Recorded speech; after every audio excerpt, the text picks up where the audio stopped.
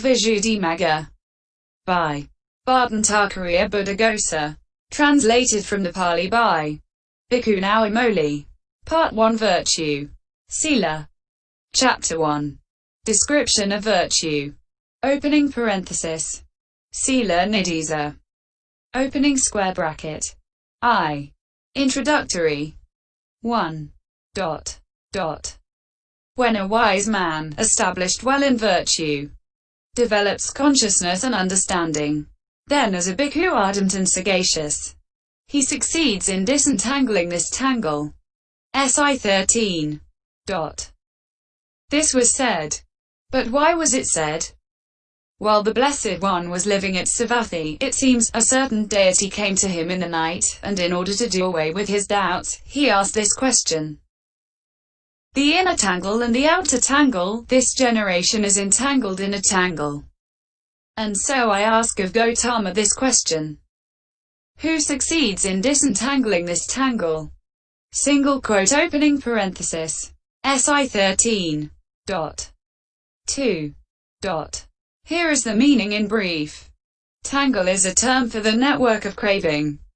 For that is a tangle in the sense of lacing together, like the tangle called network of branches in bamboo thickets, etc. Because it goes on arising again and again up and down one among the objects of consciousness, beginning with what is visible.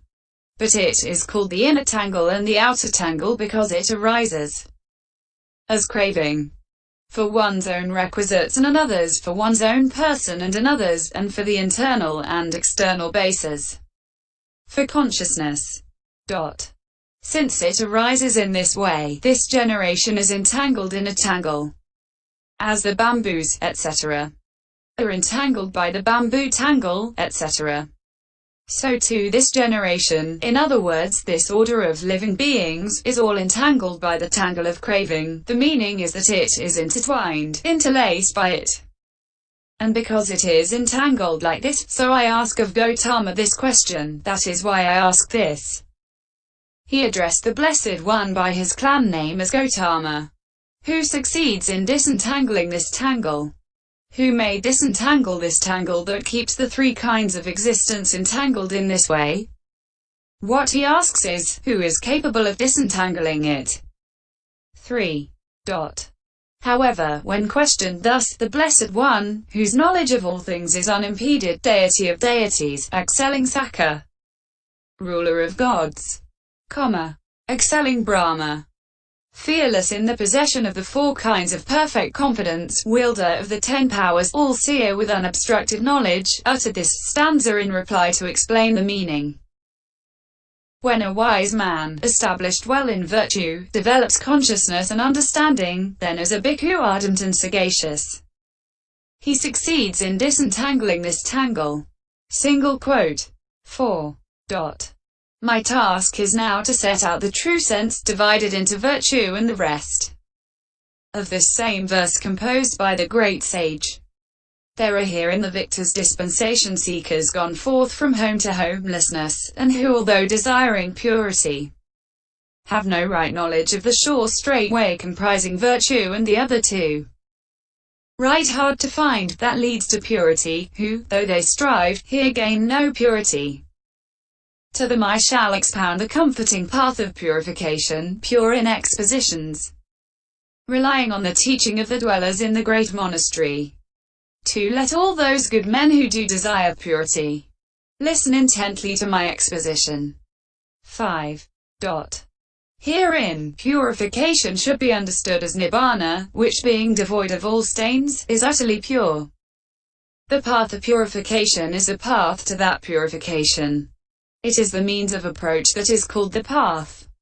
The meaning is, I shall expound that path of purification. 6. In some instances this path of purification is taught by insight alone, according as it is said. Formations are all impermanent. When he sees thus with understanding and turns away from what is ill, that is the path to purity. DHP 277. And in some instances by jhana and understanding, according as it is said. He is near unto nibbana. in whom are jhana and understanding. DHP 372. And in some instances by deeds, kamma, etc., according as it is said, by deeds vision and righteousness, by virtue, the sublimest life, by these are mortals purified, and not by lineage and wealth. M3 262. And in some instances by virtue, etc., according as it is said, he who is possessed of constant virtue, who has understanding, and is concentrated, who is strenuous and diligent as well, will cross the flood so difficult to cross. SI 53.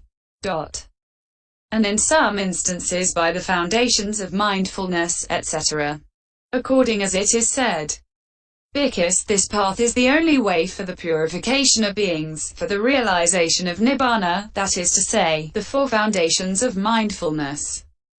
D2 290. And similarly in the case of the right efforts, and so on. But in the answer to this question it is taught by virtue and the other two. 7. Here is a brief commentary on the stanza. Established well in virtue. Standing on virtue.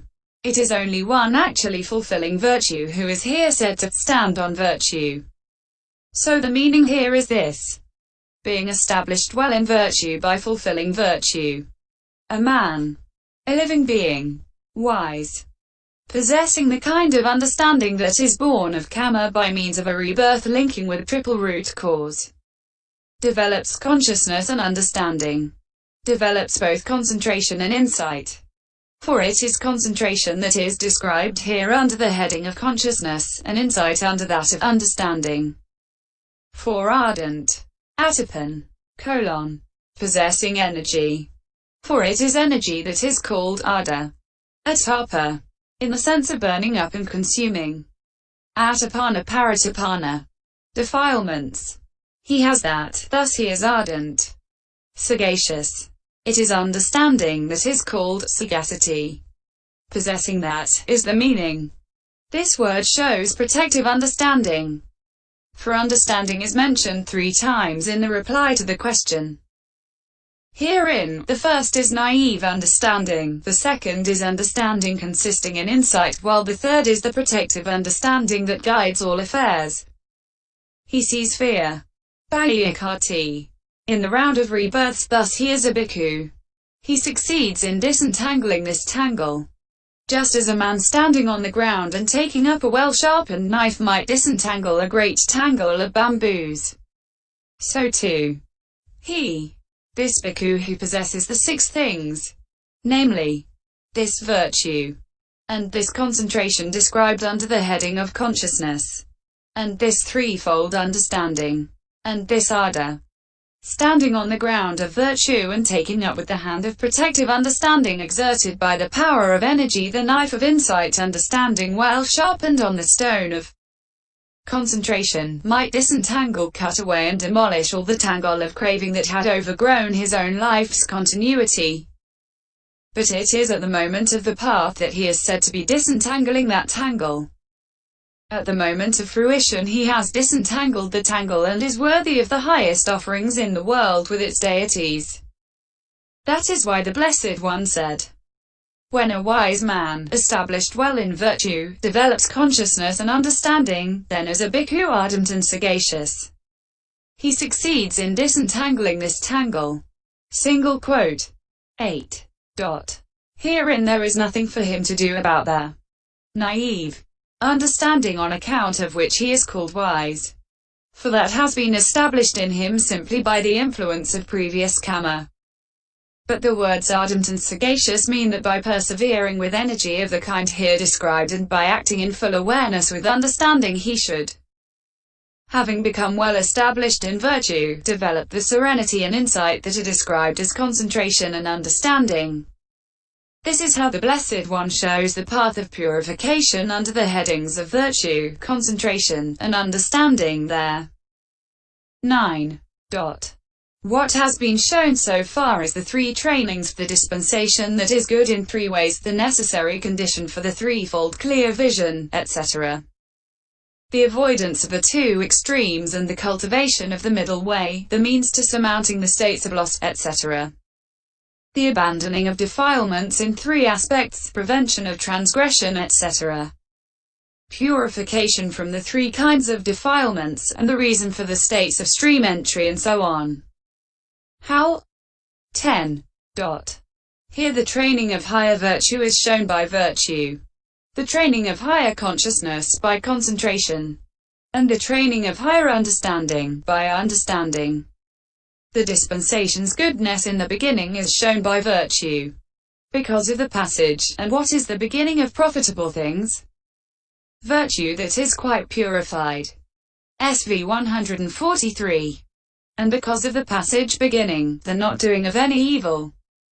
DHP 183. Virtue is the beginning of the dispensation. And that is good because it brings about the special qualities of non-remorse, and so on. Its goodness in the middle is shown by concentration, because of the passage beginning, entering upon the profitable. DHP 183. Concentration is the middle of the dispensation. And that is good because it brings about the special qualities of supernormal power, and so on. Its goodness in the end is shown by understanding, because of the passage, the purifying of one's own mind. This is the Buddha's dispensation. DHP 183. And because understanding is its culmination, understanding is the end of the dispensation. And that is good because it brings about equipoise with respect to the desired and the undesired. For this is said, just as a solid massive rock remains unshaken by the wind, so too, in face of blame and praise, the wise remain immovable. DHP 81. 11. Likewise the necessary condition for the triple clear vision is shown by virtue. For with the support of perfected virtue one arrives at the three kinds of clear vision, but nothing besides that. The necessary condition for the six kinds of direct knowledge is shown by concentration. For with the support of perfected concentration one arrives at the six kinds of direct knowledge, but nothing besides that. The necessary condition for the categories of discrimination is shown by understanding. For with the support of perfected understanding one arrives at the four kinds of discrimination, but not for any other reason. And the avoidance of the extreme called devotion to indulgence of sense desires is shown by virtue. The avoidance of the extreme called devotion to mortification of self is shown by concentration. The cultivation of the middle way is shown by understanding. 12. Likewise the means for surmounting the states of loss is shown by virtue. The means for surmounting the element of sense desires by concentration. And the means for surmounting all becoming, by understanding. And the abandoning of defilements by substitution of opposites is shown by virtue. That by suppression is shown by concentration. And that by cutting off is shown by understanding. 13. Likewise prevention of defilements, transgression is shown by virtue. Prevention of obsession by defilement is shown by concentration. Prevention of inherent tendencies is shown by understanding. And purification from the defilement of misconduct is shown by virtue. Purification from the defilement of craving, by concentration. And purification from the defilement of false views by understanding. 14. Likewise the reason for the states of stream entry and once return is shown by virtue. That for the state of non-return, by concentration. That for arahantship by understanding. For the stream enter is called perfected in the kinds of virtue. And likewise the once returner. But the non-returner is called perfected in concentration. And the arahant is called perfected in understanding. CAI 233. 15. So thus far these 9 and other like triads of special qualities have been shown.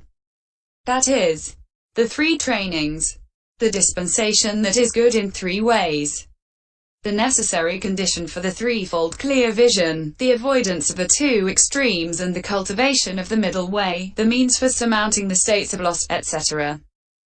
The abandoning of defilements in three aspects, prevention of transgression, etc.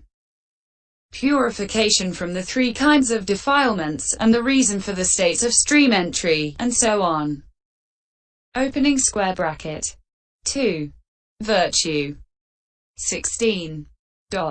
However, even when this path of purification is shown in this way under the headings of virtue, concentration and understanding, each comprising various special qualities, it is still only shown extremely briefly.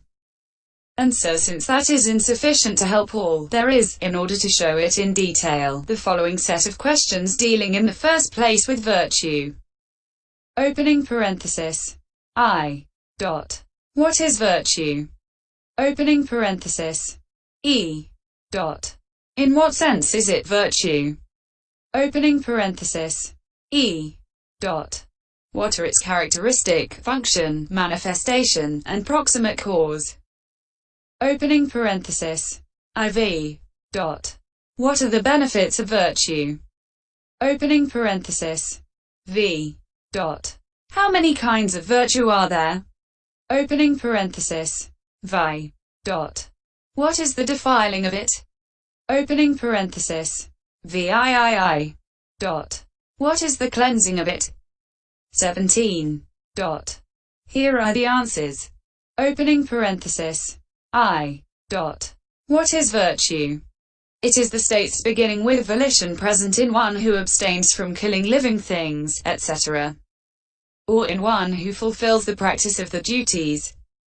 For this is said in the Pisambhida, what is virtue?